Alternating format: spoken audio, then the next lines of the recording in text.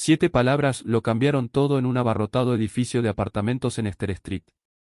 El 15 de marzo de 1881, durante una inspección sanitaria de rutina en el Lower East Side de Manhattan, Seamus O'Sullivan, de 7 años, habló por primera vez en su vida.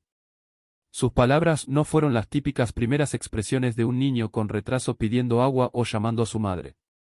En cambio, frente a 3 funcionarios de salud de la ciudad y una docena de testigos, el niño señaló con un dedo tembloroso a su madre y declaró con una claridad escalofriante: «Ella esconde 7 hombres muertos en nuestra casa». El silencio que siguió a esas palabras perseguiría a todos los presentes por el resto de sus vidas. Lo que los investigadores descubrieron en la pensión de los O'Sullivan expondría un horror tan metódico, tan calculado, que desafió todo lo que la comunidad inmigrante creía saber sobre la supervivencia en América. Antes de continuar con la historia de Bridget O'Sullivan y el niño que nunca habló, asegúrate de suscribirte a nuestro canal para más misterios históricos oscuros. Toca la campana de notificaciones y déjanos saber en los comentarios desde qué estado o ciudad estás escuchando. Nos encanta conectar con nuestra audiencia de todo el mundo. Los eventos que se desarrollaron ese día de marzo no comenzaron con la acusación de un niño, sino con la desesperación de una madre y la disposición de una comunidad a hacer la vista gorda. El Lower East Side de Manhattan en 1881 era una sinfonía de desesperación tocada en 20 idiomas diferentes. Inmigrantes irlandeses, alemanes, italianos y de Europa del Este se hacinaban en edificios de apartamentos que nunca fueron diseñados para albergar a tantas almas. El vecindario apestaba a cuerpos sin lavar, humo de carbón y el hedor subyacente de alcantarillas abiertas que corrían bajo las calles abarrotadas. Las enfermedades se propagaban por estos edificios como un incendio forestal, cobrando vidas con una eficiencia implacable. Bridget O'Sullivan había llegado de County Cork 3 años antes, llevando consigo solo a su hijo silencioso y el peso de las promesas hechas a parientes que aún pasaban hambre en Irlanda. Su esposo, Declan, había muerto durante la travesía del Atlántico, sucumbiendo al tifus en la bodega abarrotada del barco.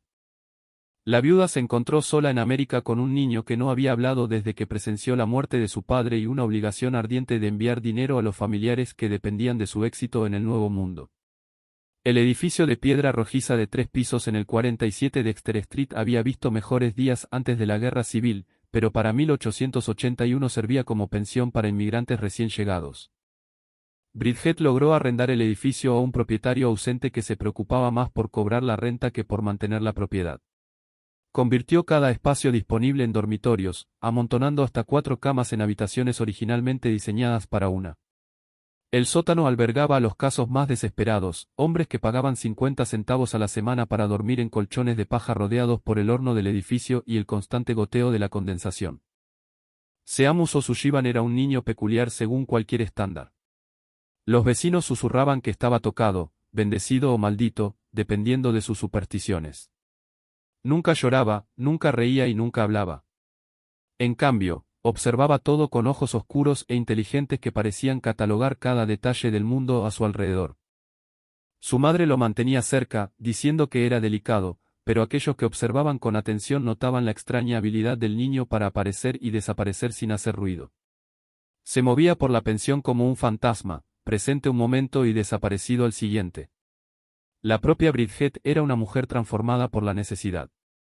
Quienes la conocían en Irlanda recordaban un alma gentil que cantaba nanas y ayudaba a dar a luz bebés. América había eliminado su suavidad, dejando atrás a una sobreviviente pragmática que calculaba cada interacción humana en términos de ganancias y pérdidas. Hablaba inglés con una precisión cuidadosa, habiendo reconocido pronto que su fuerte acento de Cork limitaría sus oportunidades. Su apariencia siempre era impecable, a pesar de su pobreza. Entendía que la respetabilidad era un bien que no podía permitirse perder. La pensión atendía a un tipo específico de inmigrante, hombres que viajaban solos, llevando consigo la poca riqueza que poseían en bolsillos ocultos y bolsas cosidas. Eran individuos que habían vendido todo lo que tenían para pagar su pasaje a América, que no tenían familia esperándolos y que a menudo llegaban enfermos del viaje.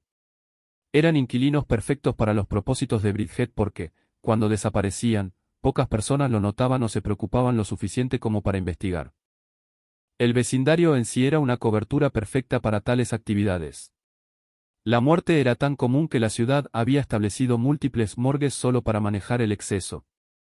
El cólera, el tifus, la tuberculosis y la simple inanición cobraban vidas a diario. Cuando los inmigrantes no escribían cartas a casa o no aparecían en reuniones prometidas, su ausencia generalmente se atribuía a las duras realidades de la supervivencia urbana en lugar de a un crimen. La primera muerte en la pensión de Bridget ocurrió en noviembre de 1879, solo 6 meses después de que ella tomara el control de la propiedad. Patty Flanagan, un granjero de 43 años de Galway, llegó a su puerta con una fiebre que había ido en aumento durante su viaje de 3 semanas. Llevaba consigo casi $60 en monedas de oro, una fortuna para un hombre de su origen, ahorrada durante años vendiendo ganado para pagar su pasaje y establecerse en América. Flanagan tomó una cama en el sótano, demasiado enfermo para subir escaleras, pero determinado a recuperarse rápidamente. Hablaba a menudo de sus planes para comprar tierras en Pensilvania, mostrando a cualquiera que quisiera escuchar las monedas cuidadosamente envueltas que representaban su futuro. Bridget atendía personalmente sus necesidades, llevándole sopa y medicina, ganándose su confianza y gratitud. En su cuarta noche en la pensión, la fiebre de Flanagan cedió, y comenzó a hacer planes para irse. Habló emocionado sobre visitar la oficina de servicios de inmigración y encontrar transporte hacia el oeste. Esa noche, Bridget le llevó lo que llamó un té especial, un remedio que su abuela usaba en Irlanda para fortalecer a los hombres después de una enfermedad. Seamus observó desde las sombras de las escaleras del sótano mientras su madre administraba la bebida. El niño había desarrollado el hábito de observar sin ser visto, su pequeño tamaño y absoluto silencio lo hacían casi invisible. Vio a Flanagan beber la taza entera con gratitud, alabando la amabilidad de Bridget y prometiendo escribir cartas recomendando su pensión a otros inmigrantes irlandeses. En 2 horas, Flanagan estaba convulsionando. Su cuerpo se retorcía de maneras que sugerían un dolor interno horrífico, pero ningún sonido escapaba de sus labios. Sus ojos se desorbitaban mientras arañaba su garganta como si intentara eliminar alguna obstrucción invisible.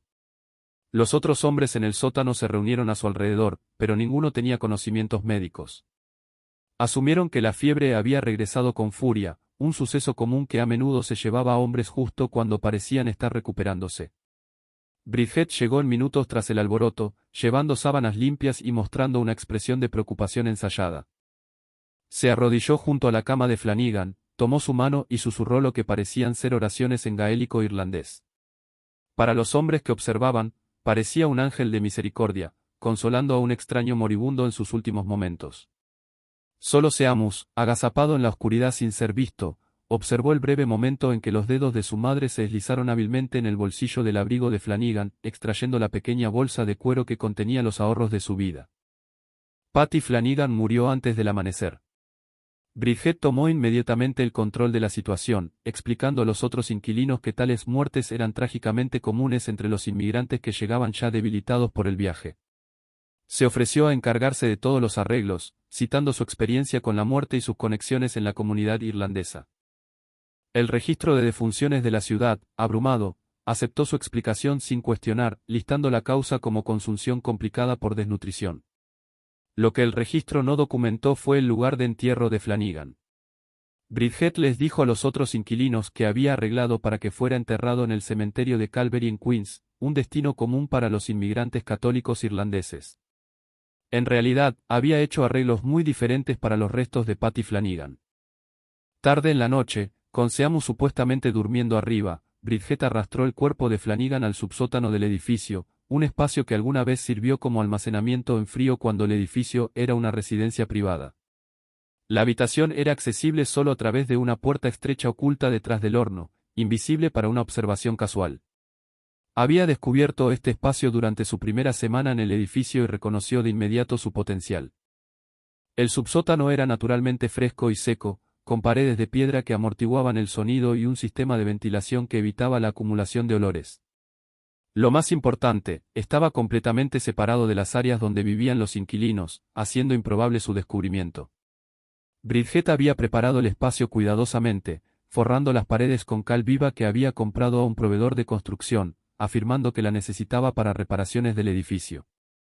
Mientras envolvía el cuerpo de Flanagan en sábanas y cal viva, Bridget no sentía remordimientos. En su mente, simplemente había acelerado una muerte inevitable mientras aseguraba que su dinero tuviera un propósito. Flanagan estaba muriendo de todos modos, se dijo a sí misma. La fiebre lo habría llevado en días o semanas. Sus monedas de oro, en lugar de desaparecer en la economía estadounidense o ser robadas por extraños, ahora servirían para mantenerla a ella y a Seamus vivos mientras apoyaba a su familia en Irlanda. Desde las escaleras del sótano, el joven Seamus observaba a su madre trabajar. Su mente de 7 años no podía comprender completamente lo que estaba presenciando, pero sus instintos le decían que algo fundamentalmente malo estaba ocurriendo.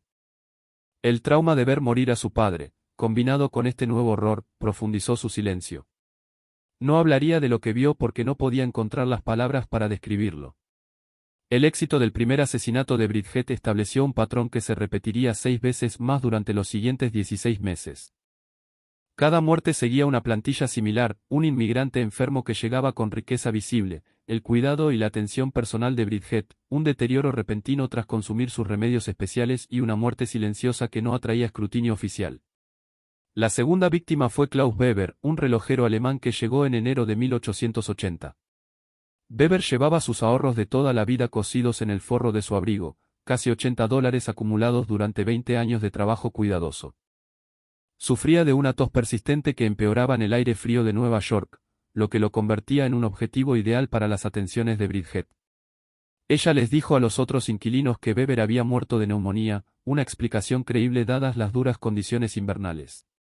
Heinrich Moeller siguió en marzo, un carpintero bávaro con $45 en piezas de oro y una fiebre que comenzó durante su travesía atlántica. Su certificado de defunción listó consunción como la causa, y nadie cuestionó por qué sus costosas herramientas de carpintería desaparecieron junto con su cuerpo. La cuarta víctima presentó un mayor desafío. Antonio Benedetto, un trabajador de piedra italiano, estaba más sano que los objetivos anteriores de Bridget, pero cometió el error de mostrar su riqueza demasiado abiertamente. Tenía casi $100 escondidos en varios bolsillos, dinero ganado por la venta del viñedo de su familia antes de emigrar. Benedetto era desconfiado por naturaleza y inicialmente rechazó los remedios ofrecidos por Bridget cuando desarrolló una leve dolencia estomacal. Bridget adaptó su enfoque, enlistando la ayuda de otros inquilinos italianos para convencer a Benedetto de que sus medicinas eran efectivas. Esperó hasta que estuvo desesperadamente enfermo por lo que parecía una intoxicación alimentaria severa antes de ofrecerle su té especial como última opción. La ironía se perdió para todos excepto para Seamus, quien había observado a su madre contaminar la comida de Benedetto con las mismas sustancias que luego afirmó podían curarlo. Para el verano de 1880, Bridget había refinado considerablemente sus métodos. Había establecido relaciones con 3 empresarios de pompas fúnebres diferentes, rotando entre ellos para evitar sospechas. Les decía a cada uno que representaba una organización caritativa que ayudaba a los inmigrantes pobres a organizar entierros, pagándoles pequeñas tarifas para manejar los cuerpos sin hacer demasiadas preguntas. Los empresarios asumían que los cuerpos eran enterrados en campos de pobres o donados a escuelas de medicina, ambas prácticas comunes para inmigrantes no reclamados. El silencio de Seamus se profundizaba con cada muerte que presenciaba. El niño había desarrollado un sistema elaborado de escondites en toda la pensión, espacios donde podía observar sin ser detectado. Observaba las interacciones de su madre con los inquilinos, aprendiendo a predecir qué hombres se convertirían en sus próximos objetivos. Su mente infantil comenzó a crear categorías: los hombres seguros que no tenían dinero ni familia cerca, y los hombres peligrosos que mostraban riqueza mientras parecían vulnerables a la enfermedad. El vecindario a su alrededor también estaba cambiando rápidamente. El gobierno de la ciudad, presionado por movimientos de reforma y preocupado por enfermedades epidémicas, había comenzado a implementar inspecciones sanitarias más sistemáticas.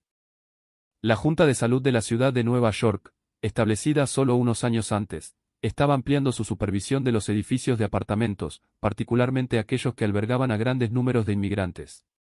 Bridget inicialmente vio estos desarrollos con preocupación, pero pronto se dio cuenta de que la mayor atención oficial podía trabajar a su favor.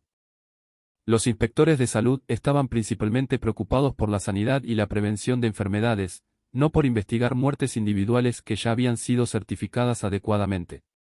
Si acaso, la presencia oficial legitimaba su posición como una casera responsable que cooperaba plenamente con las autoridades gubernamentales. Comenzó a mantener registros meticulosos de sus inquilinos, documentando sus llegadas, enfermedades y muertes con una precisión burocrática. Estos registros, que compartía voluntariamente con los funcionarios de salud, la presentaban como una miembro responsable de la comunidad que lidiaba con circunstancias trágicas pero inevitables. El costo psicológico para Seamus, mientras tanto, se hacía cada vez más evidente para quienes se molestaban en observarlo. Los vecinos notaban que el niño parecía envejecer rápidamente, sus ojos desarrollaban una calidad inquietante que resultaba perturbadora en alguien tan joven. Comenzó a mostrar comportamientos compulsivos, ordenando objetos en patrones precisos, revisando y volviendo a revisar cerraduras y ventanas, y pasando horas mirando paredes como si viera a través de ellas. El doctor James Kesherman, un médico alemán que ocasionalmente trataba a los inquilinos del edificio, se preocupó por el desarrollo de Seamus. Durante una visita domiciliaria en septiembre de 1880, observó al niño durante varios minutos y notó comportamientos consistentes con un trauma severo. Kesherman sugirió a Bridget que el niño podría beneficiarse de un cuidado especializado, mencionando nuevos tratamientos que se estaban desarrollando para niños que habían experimentado un choque emocional significativo. Bridget rechazó cortésmente las sugerencias del médico, explicando que Seamus era simplemente un niño tranquilo que superaría su timidez. En privado, reconoció que cualquier atención médica dirigida a su hijo podría potencialmente llevar a preguntas incómodas sobre su situación de vida. Comenzó a limitar las interacciones de Seamus con extraños, afirmando que las multitudes y los desconocidos lo ponían nervioso. El quinto y sexto asesinatos, cometidos con 2 semanas de diferencia en octubre de 1880, marcaron una escalada peligrosa en las actividades de Bridget. James Crawford, un trabajador textil escocés, y Eric Lindquist, un obrero sueco, murieron en circunstancias que comenzaron a atraer atención sutil de otros inquilinos. Crawford había estado particularmente saludable al llegar, sin mostrar signos de enfermedad a pesar del duro clima otoñal. Llevaba consigo casi $70 en moneda estadounidense, dinero que había ganado trabajando en fábricas textiles en Massachusetts antes de decidir probar suerte en Nueva York. Su repentina enfermedad y muerte sorprendieron a otros inmigrantes escoceses en el vecindario que habían planeado ayudarlo a encontrar trabajo a través de sus redes establecidas. La muerte de Lindquist fue aún más sospechosa para quienes lo conocían bien. El inmigrante sueco era conocido por su robusta salud y naturaleza escéptica. Inicialmente rechazó todas las ofertas de comida y medicina de Bridget, prefiriendo comprar sus propios suministros de vendedores en los que confiaba. Solo cuando desarrolló un dolor abdominal severo acompañado de vómitos y diarrea, finalmente aceptó su ayuda. Murió a las pocas horas de consumir su remedio. Thomas Mackenzie, un trabajador de piedra escocés que había entablado amistad con ambos hombres, comenzó a hacer preguntas incómodas sobre la frecuencia de las muertes en la pensión de Bridget. Mackenzie había trabajado en canteras y sitios de construcción en Escocia y América, lugares donde los hombres morían regularmente por accidentes y enfermedades, pero nunca había visto tasas de mortalidad comparables a las del 47 de Esther Street. Comenzó a mantener sus propios registros informales, notando que 7 hombres habían muerto en la pensión en el último año, mientras que edificios similares en el vecindario típicamente experimentaban 1 o 2 muertes al año. También observó que los hombres que morían parecían compartir ciertas características, viajaban solos, llevaban riqueza visible y no tenían conexiones establecidas en Nueva York que pudieran llevar a investigaciones y desaparecían. Bridget se dio cuenta de las sospechas de Mackenzie a través de escuchas cuidadosas y observación. Reconoció que él representaba una amenaza significativa para sus actividades, pero también se dio cuenta de que eliminarlo probablemente atraería el tipo de atención que había evitado con éxito hasta ahora. Mackenzie estaba bien conectado en la comunidad de inmigrantes escoceses, tenía amigos que investigarían su desaparición y poseía una salud robusta que haría que una enfermedad repentina pareciera sospechosa. En lugar de atacar directamente a Mackenzie, Bridget comenzó una campaña sutil para desacreditar su credibilidad. Habló en privado con otros inquilinos sobre los hábitos de bebida de Mackenzie, su tendencia a teorías de conspiración y su resentimiento hacia los inmigrantes irlandeses. Sugirió que sus sospechas estaban motivadas por prejuicios étnicos en lugar de preocupaciones legítimas por la seguridad. La estrategia resultó efectiva. Otros inquilinos comenzaron a desestimar las advertencias de Mackenzie como las divagaciones paranoicas de un hombre que bebía demasiado y resentía compartir espacio con personas de otros países. Cuando Mackenzie se acercó a la policía local con sus preocupaciones, el sargento de escritorio trató sus quejas como una disputa menor entre casero e inquilino en lugar de una acusación criminal seria. Mientras tanto, Seamus estaba desarrollando métodos de observación y ocultamiento cada vez más sofisticados. El niño había descubierto que los arquitectos originales del edificio habían incluido varios pasajes y áreas de almacenamiento ocultos que eran invisibles a una inspección casual. Creó una red de escondites que le permitían monitorear casi todas las habitaciones sin ser detectado. Desde estos puntos de observación ocultos, Seamus observaba las interacciones de su madre con creciente comprensión. Su mente de 7 años comenzaba a captar los patrones detrás de las muertes, incluso si no podía articular completamente la magnitud de lo que estaba presenciando. También comenzó a observar las actividades nocturnas de su madre de manera más sistemática. La veía hacer visitas regulares al subsótano, llevando paquetes y regresando con las manos vacías. Notó los fuertes olores químicos que ocasionalmente emanaban de la habitación oculta, olores que le recordaban a los mataderos y curtidurías que operaban en todo el Lower East Side. La comprensión de Seamus sobre las actividades de su madre creó una carga psicológica que se manifestaba en síntomas cada vez más severos. Desarrolló insomnio crónico, pasando noches enteras en sus escondites en lugar de dormir en su cama. Comenzó a experimentar reacciones físicas al estrés, manos temblorosas, corazón acelerado y episodios de respiración superficial que a veces lo dejaban mareado y desorientado. El invierno de 1880 trajo nuevos desafíos para las operaciones de Bridget. El Departamento de Salud de la ciudad anunció planes para inspecciones exhaustivas de todos los edificios de apartamentos, enfocándose en la sanidad, la ventilación y el hacinamiento. Estas inspecciones serían más minuciosas que los esfuerzos anteriores, incluyendo la examinación de áreas de sótano y subsótano que previamente habían sido ignoradas. Bridget se dio cuenta de que su subsótano no sobreviviría a un escrutinio oficial detallado. Comenzó a hacer planes para reubicar los restos de sus víctimas, pero la logística presentaba enormes desafíos. Mover 7 cuerpos sin ser detectada requeriría un momento preciso y asistencia, recursos que eran difíciles de obtener sin exponer sus actividades a posibles cómplices. Consideró varias opciones: quemar los cuerpos en el horno del edificio, disolverlos en ácido o transportarlos a lugares remotos para enterrarlos. Cada enfoque presentaba riesgos distintos y desafíos técnicos que podrían llevar al descubrimiento y al arresto.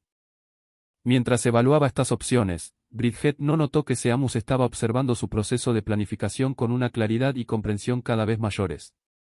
El séptimo y último asesinato cometido por Bridget O'Sullivan resultaría ser su perdición, aunque no de la manera que nadie podría haber esperado. Michael Donovan, un granjero de 48 años de County Mayo, llegó a la pensión en febrero de 1881, llevando la suma de dinero más grande que Bridget había encontrado hasta ese momento, casi $150 en oro, monedas y billetes. Donovan era diferente de sus víctimas anteriores en varios aspectos cruciales. Estaba más sano, era más desconfiado y tenía conexiones establecidas en la comunidad irlandesa que notarían su desaparición. También había hecho arreglos para reunirse con parientes en Boston dentro de las 2 semanas posteriores a su llegada a Nueva York, creando una línea de tiempo que desencadenaría investigaciones si no aparecía. Bridget reconoció estos factores de riesgo, pero se encontró incapaz de resistir la tentación de la riqueza de Donovan. El dinero representaba más de lo que normalmente acumulaba en 6 meses de operaciones normales de la pensión. Con una inversión adecuada, podría asegurar su futuro y el de Seamus mientras permitía enviar un apoyo sustancial a su familia en Irlanda. Comenzó a planear la muerte de Donovan con un cuidado inusual, esperando la combinación adecuada de circunstancias para crear una negación plausible. La oportunidad llegó cuando varios otros inquilinos desarrollaron enfermedades respiratorias menores, creando una atmósfera de enfermedad que haría que una muerte más pareciera poco sorprendente. Donovan inicialmente resistió las ofertas de tratamiento de Bridget, citando su desconfianza natural hacia los remedios y su constitución robusta. Sin embargo, cuando comenzó a experimentar síntomas que parecían consistentes con las enfermedades que afectaban a otros inquilinos, eventualmente aceptó su ayuda, viéndola como una figura materna que le recordaba a su propia madre en Mayo. La diferencia crítica esta vez fue que Seamus se había posicionado para observar el asesinato más de cerca que nunca. Escondido en un nicho oculto detrás de las escaleras del sótano, el niño observó a su madre preparar y administrar el veneno que mataría a Michael Donovan. Por primera vez, vio todo el proceso, la medición cuidadosa de las sustancias, la mezcla metódica y el engaño practicado al presentar la mezcla mortal como medicina. La muerte de Donovan fue particularmente violenta, tal vez debido a su fuerte constitución o a la dosis mayor de veneno que Bridget administró para asegurar su efectividad. Convulsionó durante casi 1 hora, su cuerpo luchando desesperadamente contra las toxinas. Durante su agonía, mantuvo la conciencia, sus ojos mostrando plena conciencia de lo que le estaba ocurriendo, incluso mientras su cuerpo lo traicionaba. Seamus observó toda la muerte, incapaz de moverse o hacer ruido. A pesar de su horror, el trauma del niño alcanzó un umbral crítico mientras observaba los momentos finales de Donovan. Los ojos del hombre buscando desesperadamente ayuda, sus manos extendiéndose hacia Bridget en súplica, y su boca silenciosa formando palabras que nadie oiría jamás. Tras la muerte de Donovan, el comportamiento de Bridget comenzó a mostrar signos de deterioro psicológico que había ocultado con éxito durante sus asesinatos anteriores. El estrés acumulado de mantener su fachada mientras cometía asesinatos sistemáticos comenzaba a afectar su juicio y control emocional. Se volvió más errática en sus interacciones con los inquilinos, alternando entre una solicitud excesiva y una irritación apenas controlada. Varios hombres notaron su tendencia a mirarlo fijamente durante largos periodos como si calculara algo que no podían entender. Su previamente meticuloso mantenimiento del hogar comenzó a mostrar lagunas. Los platos sucios se acumulaban, la ropa se quedaba sin lavar y las áreas comunes del edificio desarrollaban una atmósfera de abandono. Más significativamente, Bridget comenzó a cometer errores en su registro y narrativas. Contó diferentes versiones de la muerte de Donovan a diferentes personas, creando inconsistencias que los observadores cuidadosos comenzaron a notar. Afirmó que había muerto de neumonía a algunos inquilinos mientras les decía a otros que había sucumbido a una afección cardíaca. Le dijo Mackenzie que Donovan había sido enterrado en el cementerio de Calvary, pero informó a un sacerdote visitante que el entierro había tenido lugar en Woodlawn. Mackenzie, a pesar de la campaña para desacreditarlo, continuó con su investigación informal. Había comenzado a corresponder con organizaciones de derechos de inmigrantes y caridades católicas, preguntando si tenían registros de los hombres que supuestamente habían muerto en la pensión de Bridget. Las respuestas que recibió fueron inquietantes. Ninguna de las organizaciones tenía registros de entierros que coincidieran con los nombres y fechas que Bridget había proporcionado.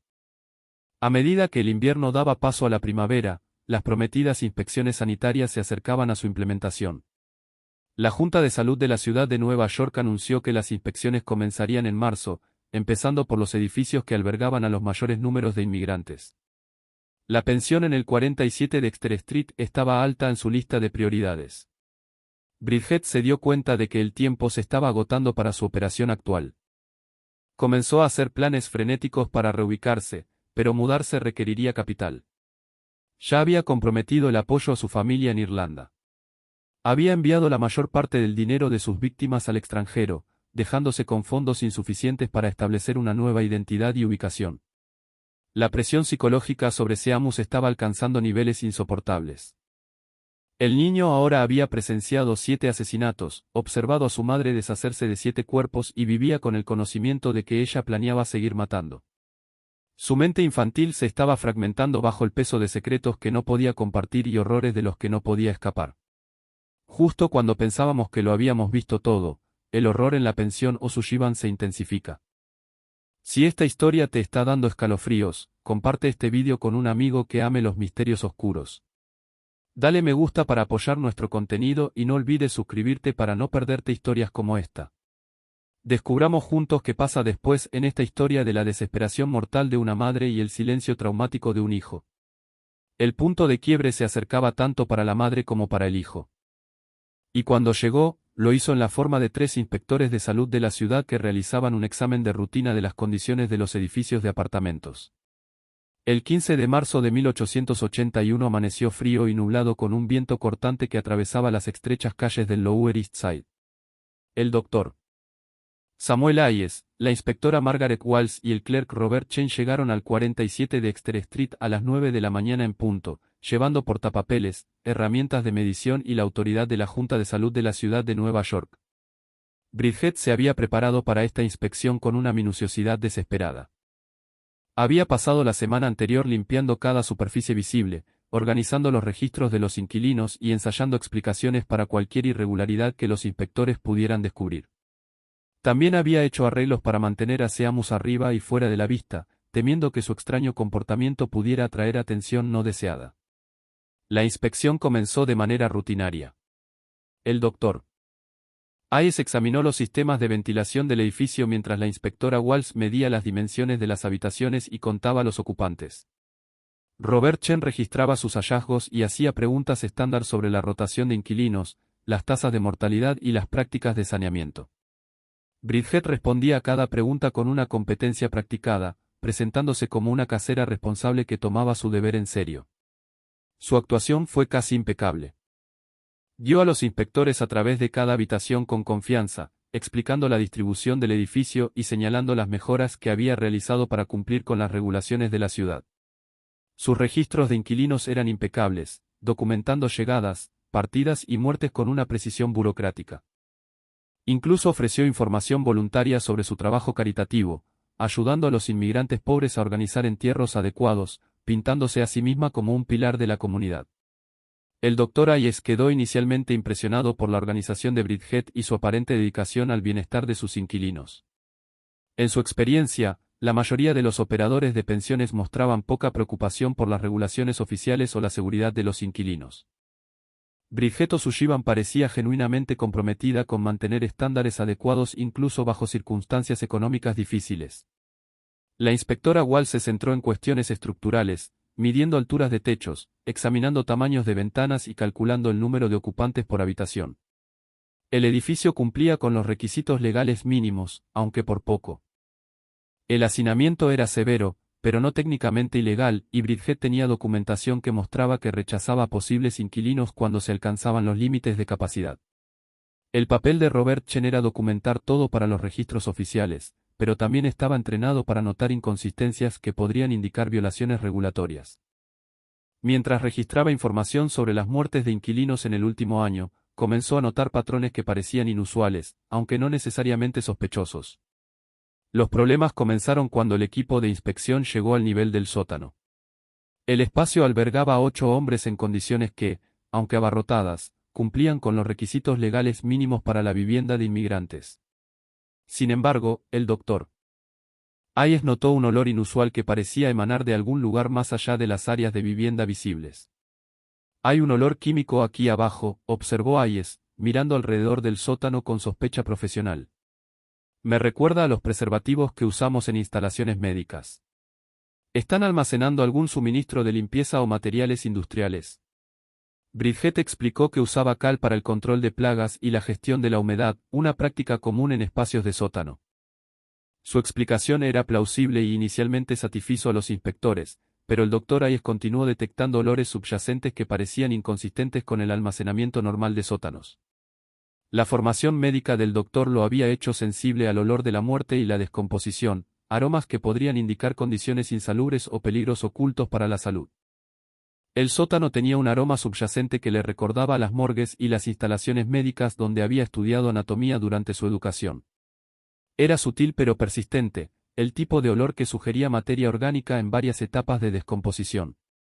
«Me gustaría examinar todo el nivel inferior», anunció Hayes. Las regulaciones de la ciudad nos exigen inspeccionar todas las áreas que podrían afectar la salud de los inquilinos, incluyendo espacios de almacenamiento y áreas de servicio. La fachada cuidadosamente controlada de Bridget comenzó a resquebrajarse. Explicó que el sótano contenía solo los espacios que ya habían visto, pero su voz llevaba un temblor que la inspectora Walsh notó de inmediato. Walsh había realizado cientos de inspecciones de edificios de apartamentos y había desarrollado un instinto para detectar engaño y ocultamiento. «Señora, ¿hay alguna otra habitación aquí abajo?», preguntó Walsh directamente. «Áreas de almacenamiento, espacios de servicio o cámaras que no hayamos visto». «No, esto es todo», respondió Bridget. Pero su lenguaje corporal contradecía sus palabras. Estaba posicionada entre los inspectores y la pared del fondo del sótano, bloqueando sutilmente su movimiento en esa dirección. Sus manos temblaban ligeramente mientras gesticulaba, y su respiración se había vuelto superficial y rápida. Cuando Hayes pidió ver los planos del edificio que podrían indicar habitaciones adicionales, Bridget afirmó que no existían tales documentos. Esta explicación era sospechosa porque la mayoría de los edificios de este tipo y edad tenían dibujos arquitectónicos archivados en los registros de la ciudad, especialmente estructuras que habían sido convertidas de residencias privadas a pensiones.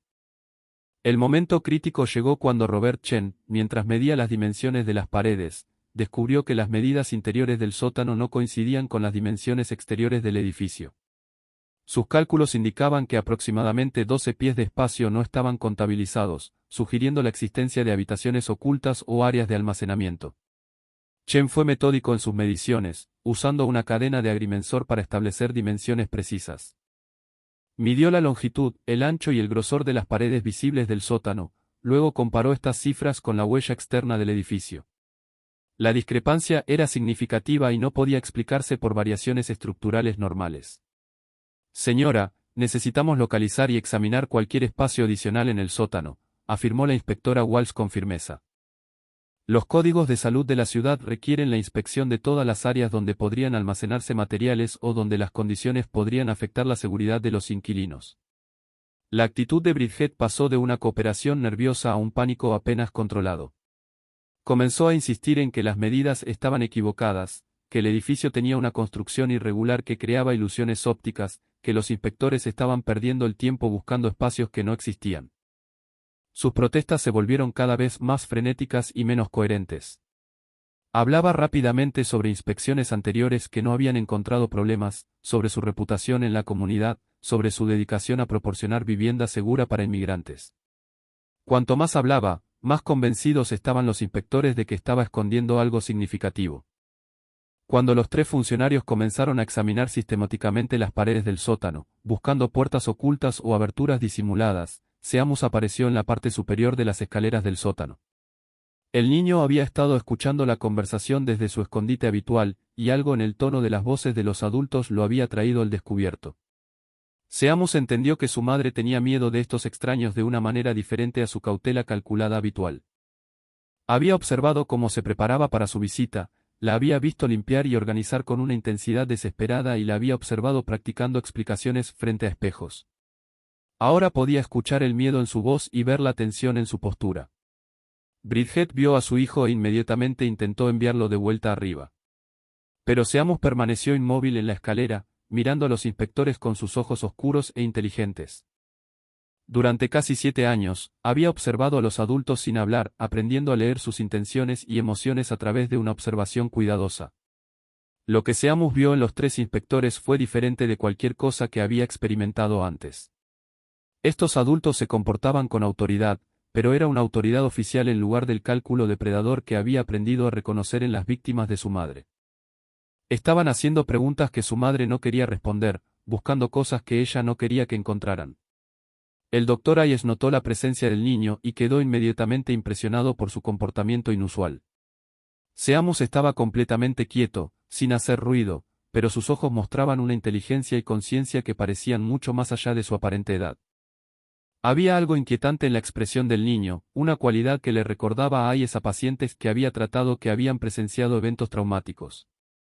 ¿Es este su hijo?, preguntó Hayes a Bridget con suavidad. Sí, pero no está bien, respondió Bridget rápidamente. No habla. Ha sido así desde que murió su padre. Por favor, no le presten atención. La inspectora Walsh estudió al niño con interés profesional. En su trabajo inspeccionando condiciones de edificios de apartamentos, había encontrado a muchos niños afectados por la pobreza, la enfermedad y el trauma familiar. Seamus O'Sullivan mostraba signos de un estrés psicológico severo, pero también había algo alerta y observador en el que sugería profundidades ocultas. Por primera vez en su vida, Seamus reconoció a adultos que podrían tener el poder de detener lo que su madre estaba haciendo. El Dr. Hayes descubrió la puerta oculta detrás del horno a las 10:47 de la mañana. La entrada estaba ingeniosamente escondida, diseñada para parecer parte de la infraestructura del sistema de calefacción, pero la formación médica de Hayes le había enseñado a buscar espacios donde las enfermedades podrían prosperar sin ser detectadas. Cuando encontró la puerta y la abrió, el olor químico que lo había estado molestando se volvió abrumador. El subsótano se reveló como una cámara mortuoria cuidadosamente organizada. 7 cuerpos yacían envueltos en sábanas y cubiertos con cal, dispuestos en filas ordenadas a lo largo de las paredes de piedra. Los métodos de preservación habían sido lo suficientemente efectivos como para evitar la descomposición completa, dejando a las víctimas reconocibles a pesar de su almacenamiento prolongado. Hayes retrocedió desde la puerta, su compostura médica sacudida por la magnitud de lo que veía.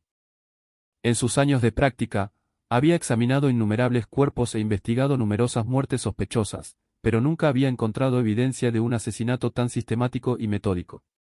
La inspectora Walsh se adelantó a Hayes para ver dentro de la habitación oculta, luego retrocedió inmediatamente, su rostro pálido por la conmoción. Había investigado accidentes industriales, colapsos de edificios y brotes de enfermedades que cobraron múltiples vidas, pero esas muertes habían sido accidentales o naturales. Lo que yacía ante ellos era un asesinato deliberado y calculado.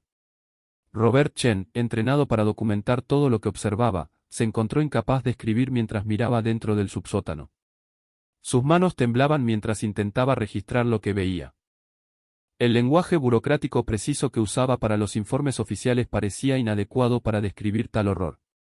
Los cuerpos estaban dispuestos con una ordenación inquietante. Cada víctima estaba envuelta en sábanas blancas limpias, posicionadas cuidadosamente para maximizar el espacio mientras se evitaba el contacto entre los cadáveres. Pequeñas bolsas de tela junto a cada cuerpo contenían pertenencias personales, relojes de bolsillo, monedas, cartas y otros artículos que representaban las esperanzas de sus dueños por el éxito en América. La inspectora Walsh ordenó inmediatamente a Robert Chen que llamara a la policía mientras el doctor Hayes comenzaba a examinar los cuerpos para determinar la causa de la muerte. La escena estaba tan metódicamente organizada que claramente representaba un asesinato deliberado en lugar de muertes accidentales o víctimas relacionadas con enfermedades. El examen preliminar de Hayes reveló que las víctimas habían muerto en circunstancias similares. Sus expresiones faciales mostraban signos de dolor y angustia severos consistentes con envenenamiento. Sus cuerpos no mostraban lesiones externas, sugiriendo que habían sido asesinados mediante medios químicos en lugar de violencia. Mientras los adultos se movían entre el shock y el deber profesional, intentando procesar lo que habían descubierto, Seamus permaneció en las escaleras del sótano y finalmente encontró su voz. «Ella esconde 7 hombres muertos en nuestra casa», dijo, sus palabras cortando el caos con una claridad perfecta. «Los hace beber té envenenado y luego toma su dinero y los pone ahí abajo». El silencio que siguió fue absoluto. 3 funcionarios experimentados, acostumbrados a las peores condiciones que la pobreza urbana podía crear, se encontraron mirando a un niño de 7 años que acababa de confesar haber presenciado múltiples asesinatos cometidos por su propia madre.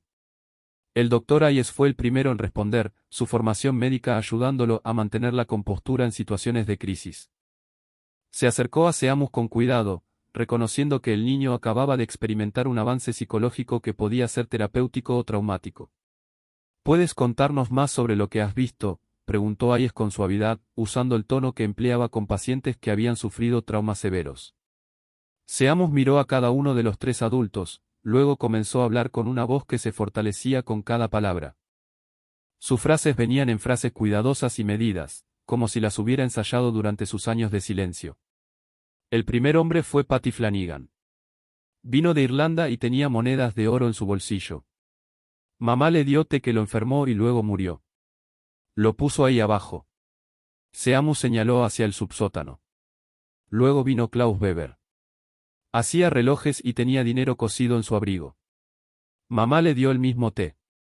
La inspectora Walsh escuchó con creciente asombro mientras el niño continuaba con su relato. Sus descripciones eran detalladas y consistentes, proporcionando nombres, descripciones físicas y detalles específicos sobre las pertenencias y circunstancias de muerte de cada víctima. Heinrich Moeller vino después. Era carpintero con piezas de oro. Luego Antonio Benedetto, que vendió su viñedo para venir a América, James Crawford de Escocia, Eric Lindquist de Suecia y Michael Donovan de County Mayo. Todos tenían dinero y todos murieron después de beber el té de mamá. La reacción de Bridget fue inmediata y desesperada. Se lanzó hacia Seamus, gritando que estaba mintiendo, que estaba enfermo, que no entendía lo que decía. Su compostura desapareció por completo mientras alternaba entre negar las acusaciones e intentar físicamente silenciar a su hijo. «Nunca ha hablado antes», gritó a los inspectores. «No sabe lo que dice. Ha estado traumatizado desde que murió su padre. Inventa historias. No pueden creerle». Pero Seamus continuó hablando, su voz haciéndose más fuerte mientras las palabras salían después de años de silencio. Describió cada asesinato en detalle, los nombres de las víctimas, cómo murieron, dónde escondía su madre sus pertenencias y cómo había dispuesto de sus cuerpos. Su relato era tan preciso y completo que solo podía provenir de una observación directa. «Pone polvo en su té», explicó Seamus. «Polvo blanco que guarda en una caja de lata bajo su cama. Espera hasta que están muy enfermos y luego les da el té y les dice que los hará sentir mejor, pero los hace morir en cambio. El doctor Hayes, entrenado en medicina y psicología humana, reconoció inmediatamente que el niño estaba describiendo experiencias genuinas en lugar de historias fabricadas. El nivel de detalle, la consistencia emocional y la precisión técnica de sus descripciones indicaban un recuerdo traumático en lugar de una fantasía infantil. El relato del niño también explicaba varios misterios que habían desconcertado a los inspectores. El olor químico en el sótano era de arsénico y cal usados para la preservación. El espacio faltante era el subsótano donde se almacenaban los cuerpos. La tasa de mortalidad inusual en la pensión reflejaba un asesinato sistemático en lugar de causas naturales. La inspectora Walsh comenzó a hacerle preguntas específicas a Seamus para verificar su testimonio. ¿Dónde guarda tu madre el polvo? Bajo su cama en una caja de lata con flores pintadas. También tiene ahí su dinero y sus relojes y cartas que escribieron pero nunca enviaron. ¿Cuánto tiempo ha estado pasando esto? Desde que llegamos a vivir aquí. El primer hombre murió cuando las hojas estaban cayendo. El último hombre murió cuando hacía mucho frío afuera. Cada respuesta proporcionaba detalles adicionales que podían ser verificados a través de la investigación. Seamus describió la ropa de las víctimas, sus acentos, sus planes para el futuro y sus últimas palabras antes de beber el té envenenado. Su testimonio pintaba una imagen de asesinatos sistemáticos motivados por la codicia y justificados por la desesperación. La policía llegó en 20 minutos, pero para entonces Seamus había proporcionado suficiente información para establecer un patrón claro de asesinato premeditado. Bridget O'Sullivan fue arrestada mientras aún gritaba que su hijo estaba mintiendo, que los cuerpos en el sótano pertenecían a extraños, que estaba siendo incriminada por enemigos en la comunidad irlandesa. Mientras los oficiales le ponían grilletes en las muñecas, Bridget hizo un último intento por desacreditar el testimonio de Seamus. Ha estado en silencio durante 7 años, gritó a cualquiera que quisiera escuchar. Silencioso. Nunca dijo una palabra hasta hoy. ¿Cómo pueden creer a un niño que claramente está tocado de la cabeza? Pero sus protestas solo sirvieron para hacer que el avance de Seamus fuera más notable. El Dr. Hayes explicó a los detectives que llegaron que el mutismo traumático era una condición médica reconocida y que la recuperación repentina del habla a menudo ocurría cuando la presión psicológica alcanzaba niveles insoportables.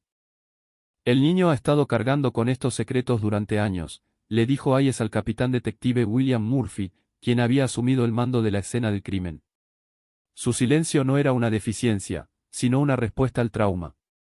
Cuando finalmente se sintió lo suficientemente seguro para hablar, todo salió de una vez. El detective Murphy, un investigador veterano con 15 años de experiencia, reconoció de inmediato la importancia del testimonio de Seamus. Los testigos infantiles a menudo eran poco confiables, pero este caso era diferente. El relato del niño era detallado, consistente y corroborado por evidencia física que los adultos ya habían descubierto. Mientras Bridget era llevada, continuó proclamando su inocencia y exigiendo que nadie creyera en las fantasías de su hijo. Pero sus protestas se volvieron menos creíbles a medida que los investigadores comenzaron a encontrar evidencia que respaldaba cada detalle del testimonio de Seamus. La investigación que siguió a la revelación de Seamus O'Sullivan se convirtió en uno de los casos criminales más sensacionales en la historia de la ciudad de Nueva York. La policía descubrió no solo los 7 cuerpos en el subsótano, sino también evidencia detallada del enfoque sistemático de Bridget hacia el asesinato y el robo. El capitán detective Murphy reunió a un equipo de 12 investigadores para examinar cada aspecto del caso. Entrevistaron a vecinos, inmigrantes, tenderos y cualquiera que hubiera interactuado con Bridget O'Sullivan durante su tiempo operando la pensión. El alcance de la investigación reveló una empresa criminal mucho más sofisticada de lo que nadie había sospechado inicialmente. Escondido en la habitación de Bridget, los investigadores encontraron casi $300 en varias monedas, pertenencias personales de las 7 víctimas y un libro de contabilidad meticulosamente mantenido que registraba la riqueza, el estado de salud y las conexiones personales de cada hombre. El libro reveló que Bridget había estado evaluando a posibles víctimas durante meses antes de actuar, estudiando sus vulnerabilidades y calculando los riesgos de su desaparición. El libro estaba escrito en una mezcla de inglés y gaélico irlandés con símbolos codificados que los investigadores eventualmente descifraron con la ayuda de líderes de la comunidad irlandesa.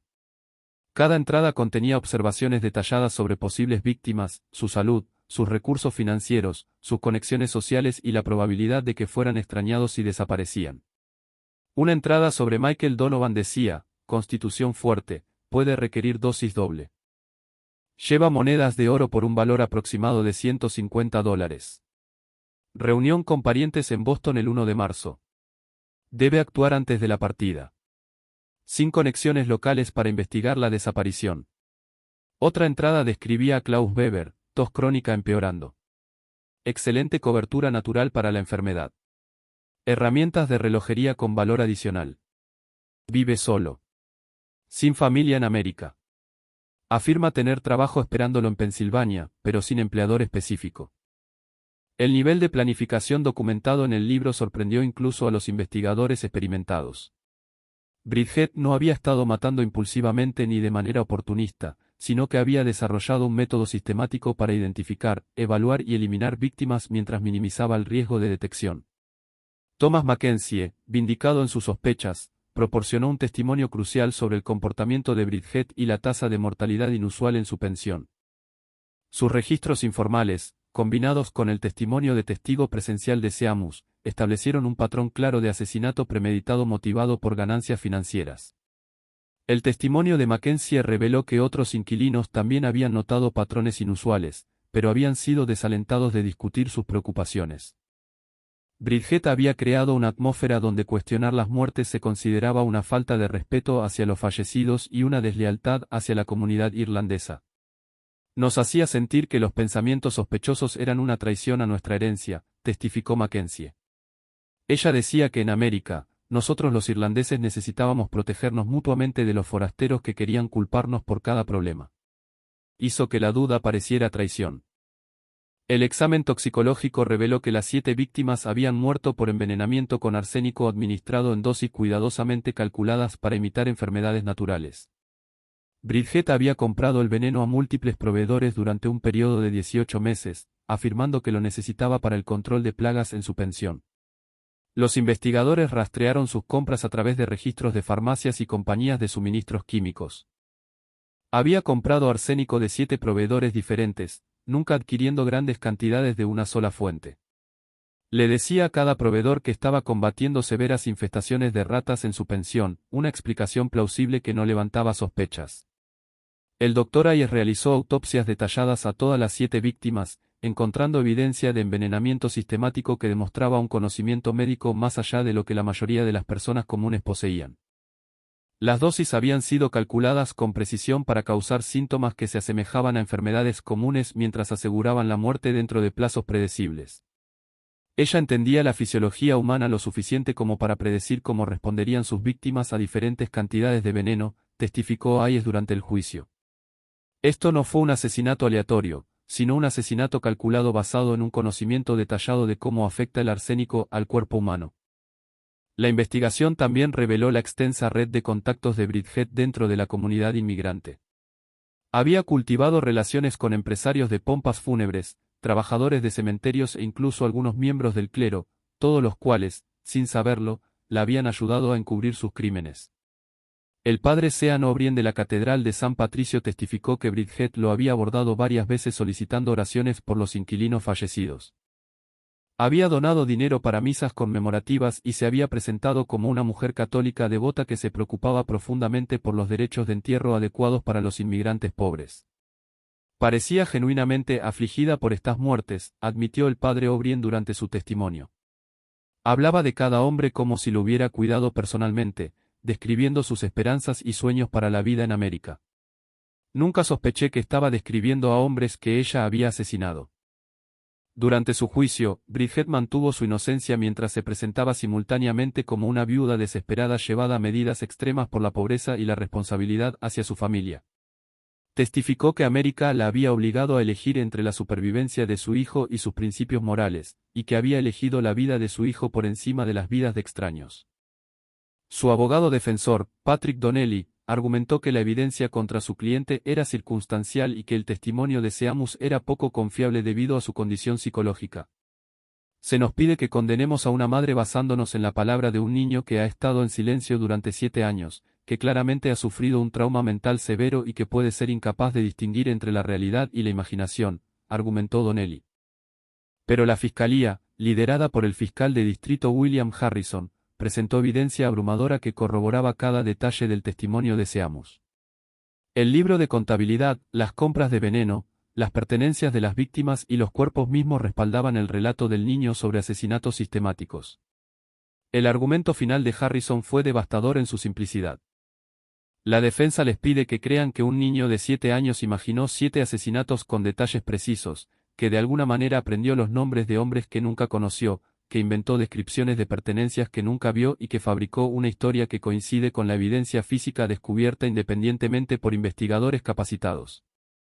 La fiscalía les pide que crean la explicación más simple, que este niño presenció exactamente lo que describió.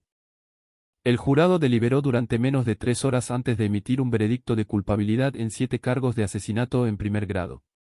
Bridget O'Sullivan fue sentenciada a muerte, convirtiéndose en una de las primeras mujeres ejecutadas por múltiples asesinatos en la historia del estado de Nueva York.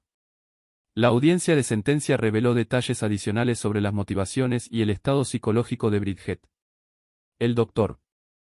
Hayes testificó que mostraba signos de disociación moral, una condición en la que los individuos se convencen de que las acciones inmorales están justificadas por las circunstancias. Ella genuinamente creía que sus víctimas iban a morir de todos modos, explicó Hayes al tribunal. En su mente, solo estaba acelerando muertes inevitables mientras aseguraba que su dinero sirviera a un propósito que consideraba digno.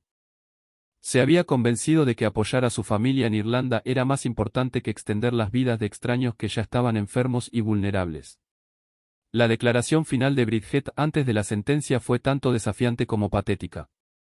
Mantuvo su inocencia mientras reconocía que había sido forzada a tomar decisiones difíciles para sobrevivir en América.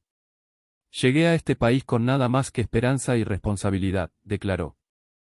América prometió oportunidades, pero solo proporcionó lucha.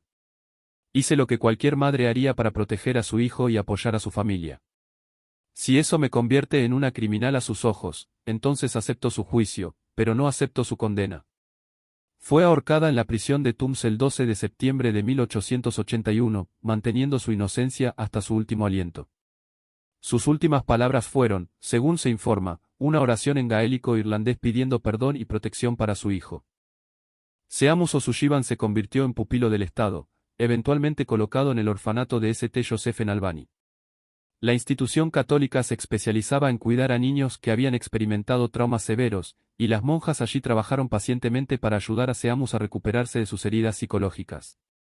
El trauma de sus experiencias lo dejó con cicatrices psicológicas duraderas, pero su capacidad para hablar, una vez recuperada, nunca lo abandonó de nuevo. Sin embargo, permaneció selectivo con la comunicación, hablando solo cuando era necesario y mostrando una tendencia de por vida hacia el silencio y la observación.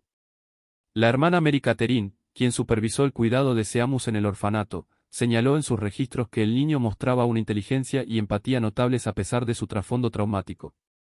Entiende el sufrimiento de una manera que la mayoría de los niños nunca lo harán, escribió. Este conocimiento lo hace tanto sabio como triste más allá de sus años. Seamus destacó académicamente, particularmente en matemáticas y ciencias, materias que apelaban a su mente metódica y su necesidad de explicaciones lógicas. También mostró talento artístico, creando dibujos detallados que lo ayudaban a procesar sus recuerdos y emociones sin necesidad de verbalizar sus experiencias.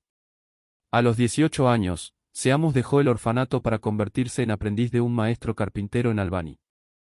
El trabajo le atraía porque requería precisión, paciencia y la transformación de materiales crudos en objetos útiles. Encontró un valor terapéutico en crear cosas que perdurarían, en contraste con la destrucción que había presenciado de niño. Creció hasta convertirse en un artesano altamente cualificado, eventualmente estableciendo su propio negocio de carpintería que se especializaba en construir casas para familias inmigrantes. Su trabajo era conocido por su calidad excepcional y atención al detalle, características que reflejaban su naturaleza perfeccionista y su comprensión de lo importante que podía ser una vivienda segura y protegida para las personas vulnerables. En 1891, a los 27 años, Seamus se casó con Catherine Flynn, una maestra de escuela de Albany que trabajaba con niños inmigrantes. Catherine se sintió atraída por la fuerza silenciosa de Seamus y su evidente empatía por las personas que habían experimentado trauma y desplazamiento. Su noviazgo fue lento y cuidadoso, con Seamus revelando gradualmente detalles de su pasado a medida que aprendía a confiar en la naturaleza gentil y la actitud no juzgadora de Catherine. Ella se convirtió en la primera persona a la que le contó la historia completa de sus experiencias de infancia, y su aceptación y comprensión lo ayudaron a continuar su sanación psicológica.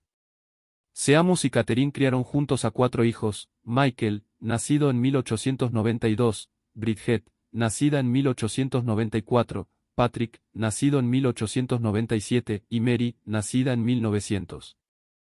La decisión de nombrar a su hija Bridget fue deliberada y sanadora, representando la determinación de Seamus de reclamar asociaciones positivas con el nombre de su madre. A lo largo de su vida adulta, Seamus rara vez hablaba sobre sus experiencias de infancia. Pero aquellos que lo conocían bien notaban su honestidad compulsiva y su incapacidad para tolerar cualquier forma de engaño. Enseñó a sus hijos a valorar la verdad por encima de la cortesía y a hablar cuando presenciaban una injusticia, incluso cuando el silencio sería más fácil. Su estilo de crianza era protector, pero no sobreprotector. Quería que sus hijos se sintieran seguros mientras aprendían a reconocer y responder a peligros genuinos. Les enseñó a confiar en sus instintos sobre las personas y las situaciones, explicando que los niños a menudo perciben amenazas que los adultos pasan por alto o ignoran. Seamus también se involucró silenciosamente en organizaciones que ayudaban a inmigrantes y niños huérfanos. Donó dinero al orfanato de St. Joseph durante toda su vida y ocasionalmente hablaba con otros sobrevivientes de traumas, aunque nunca discutió sus experiencias públicamente. Murió en 1943 a los 69 años, llevándose la mayoría de sus recuerdos a la tumba. Su funeral fue asistido por cientos de personas cuyas vidas había tocado a través de su trabajo, su bondad y su ejemplo silencioso de superar un trauma profundo. Catherine vivió hasta 1951, preservando la historia de Seamus y asegurándose de que sus hijos entendieran el notable viaje de su padre desde un testigo traumatizado hasta un hombre de familia exitoso. A menudo les decía que el mayor logro de su padre no fue su éxito empresarial, sino su capacidad para romper un ciclo de violencia y crear una familia amorosa a pesar de su infancia horrífica. La pensión en el 47 de Dexter Street fue demolida en 1885 como parte de los esfuerzos de renovación urbana, pero el caso de Bridget O'Sullivan permaneció como una advertencia en las comunidades inmigrantes durante décadas. Su historia se convirtió en un recordatorio de que la desesperación de la pobreza podía transformar incluso el amor maternal en algo monstruoso y que el sueño americano a veces extraía precios que destruían a los propios soñadores. El caso también destacó la vulnerabilidad de las comunidades inmigrantes a depredadores que entendían su aislamiento y desesperación. Las víctimas de Bridget murieron no solo por el veneno, sino por su falta de conexiones y defensores que habrían investigado sus desapariciones. Sus muertes revelaron las brechas mortales en una sociedad que prometía oportunidades mientras ofrecía poca protección para aquellos que llegaban con nada más que esperanza. Los criminólogos modernos que estudian el caso O'Sullivan a menudo se centran en el silencio prolongado de Seamus y su revelación repentina. Su capacidad para observar y recordar detalles mientras permanecía mudo representa uno de los aspectos más inusuales del caso, demostrando cómo el trauma puede silenciar y preservar el testimonio simultáneamente. La doctora Margaret Stevens, una psiquiatra que estudió el caso en 1923, escribió que la experiencia de Seamus ilustraba la relación compleja entre el trauma y la memoria. El mismo mecanismo psicológico que le impedía hablar también preservó sus recuerdos con una claridad extraordinaria, observó Stevens. Su silencio no fue ausencia, sino presencia, la presencia de experiencias demasiado abrumadoras para vocalizar hasta que las circunstancias hicieron que el habla fuera tanto posible como necesaria. El caso también influyó en cambios en cómo las autoridades investigaban las muertes en las comunidades inmigrantes. La Junta de Salud de la ciudad de Nueva York implementó procedimientos de registro y referencias cruzadas más sistemáticos diseñados para identificar patrones sospechosos de mortalidad. Los departamentos de policía comenzaron a entrenar a los oficiales para reconocer signos de depredación sistemática dentro de comunidades vulnerables, y los trabajadores sociales desarrollaron protocolos para identificar y proteger a individuos que podrían ser objetivo de depredadores que explotaban el aislamiento y la desesperación. ¿Qué opinas de esta historia? ¿Crees que se reveló todo sobre los crímenes de Bridget O'Sullivan? ¿O podría haber habido otras víctimas cuyos cuerpos nunca fueron encontrados? La desesperación de la vida inmigrante en Nueva York de 1881 creó condiciones donde tales horrores podían florecer sin ser detectados. Deja tu comentario abajo con tus pensamientos sobre cómo la desesperación puede transformar a personas comunes en monstruos. Si disfrutaste de esta historia y quieres más historias de terror como esta, suscríbete, toca la campana de notificaciones y comparte con alguien que ame los misterios históricos oscuros. El pasado guarda muchos secretos, y estamos aquí para descubrirlos todos. Nos vemos en el próximo vídeo.